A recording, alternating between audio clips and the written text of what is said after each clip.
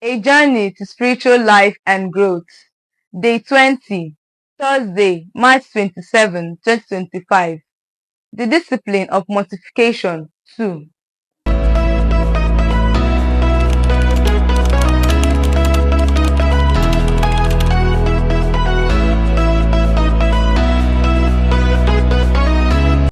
There are three greatest enemies to our salvation or souls: the world, the devil, and self-love. The greatest of them is self-love, which we carry around in our bodies. No wonder Peter the Great said, "I have conquered an empire, but I have not been able to conquer myself." This is the goal of mortification: to subjugate our self-love for the love of God, to yield to the will of God.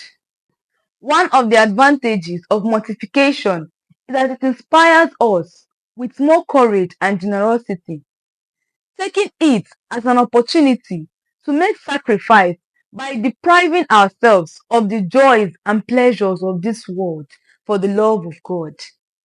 If you deny your body lawful pleasures, it is not apt to seek unlawful ones.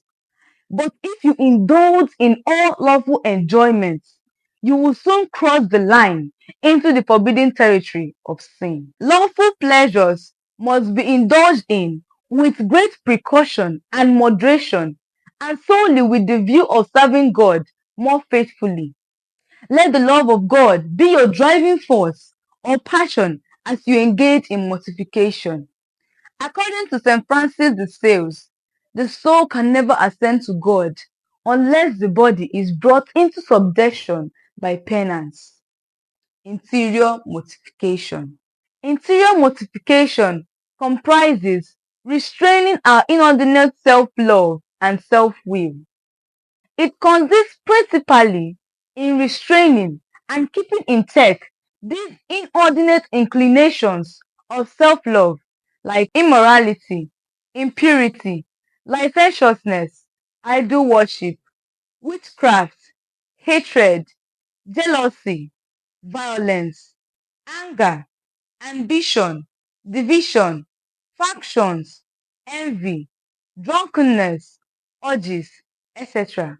Galatians 5:19-21. There are twofold dimensions of self-love. One is good and the other bad. Hence, if any man will come after me, let him deny himself, take up his cross, and follow me. Matthew 16:24. St. Augustine said, "The less one seeks to gratify the passions, the more truly he loves God. And when one desires nothing but God, one's love of God is perfect."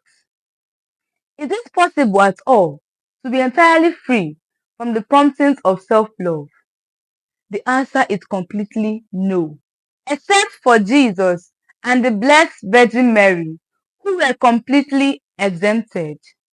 A monk one day went to complain to his abbot, Abbot Theodore, that he has fought for straight 8 long years against his passions and had not yet succeeded in subduing them. "My brother," the abbot replied, "you complain of a war of 8 years. I have spent 60 years in solitude, and there was not a single day of that time that I was not disquieted by some passion or the other." In the struggle with our passions, the most we can hope to attain is that their attacks become less frequent and less violent, and we ourselves are better able to overcome them.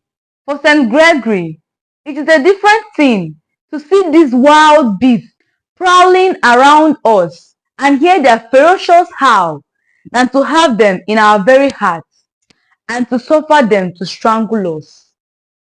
Prayer introduces the love of God into the heart, but mortification prepares the way by removing everything that might prove an obstacle or hindrance to it. For Father Baltazar Alvarez, prayer without mortification is either a delusion or will soon come to an end. St. Ignatius said, "A mortified soul is more intimately united to God in 1/4 of an hour than an unmortified person in many hours of prayer. Thanks for watching. See you in our next episode. Bye.